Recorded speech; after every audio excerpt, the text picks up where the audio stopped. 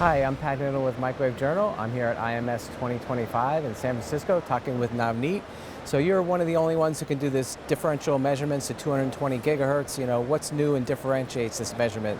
Of course, there are a few things on the software side that we have added this time, and I'm going to quickly run you guys through a demo. All right, so from Anritsu, as you already may be fully aware, that we are the only ones who can actually go up to 220 gigahertz in a single sweep, starting with 70 kilohertz range. As you can see, these are our small millimeter wave modules. They're extremely small, and you can see that the connector here is basically a 0.6 millimeter connector. So all the multiplication and division actually happens inside these millimeter wave modules. The main frame, which is going up to 70 gigahertz, supplies a signal from these 4 ports to the 4 modules up to 54 gigahertz, and then the multiplication happens right at the level of the millimeter wave modules. We are the only ones who can actually do a true differential measurement as well.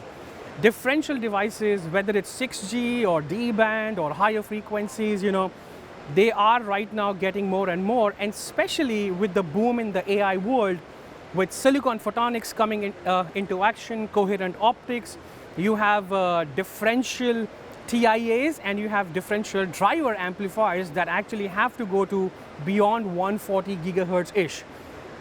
As we have mentioned before, the mainframe is a 70 gigahertz VNA, but the customers can always upgrade a 70 gigahertz VNA to 110, 125, 145, and finally to 220 gigahertz.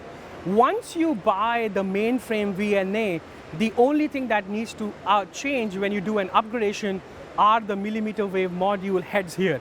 And if you see again, they're so small that we can go very close to the device under test by a direct connection on a probe and do a direct touchdown on a wafer level equipment.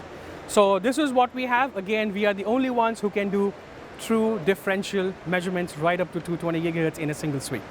The other thing that we are showcasing this time is our component line. We actually make components for K connectors 2.92, V connectors 1.85, and actually components right up to 110 gigahertz, and this is the form factor of all our products here. We make attenuators, we make dividers, bias tees, couplers, directional couplers, So all the product line is displayed here. We also make high frequency 1 millimeter connectors, and in fact, we go up to 145 gigahertz for connectors and launch adapters as well. We are the only component vendor in the world whose products are MIL 202F compliant, which basically means if you take a 1 millimeter component and you drop it through a 1 meter height, nothing happens to it.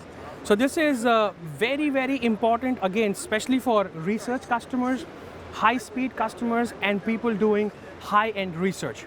So in case you have a 1 millimeter component requirement or 145 gigahertz component requirement with a 0.8 millimeter interface, please reach out to Anritsu at our website. Thank you so much.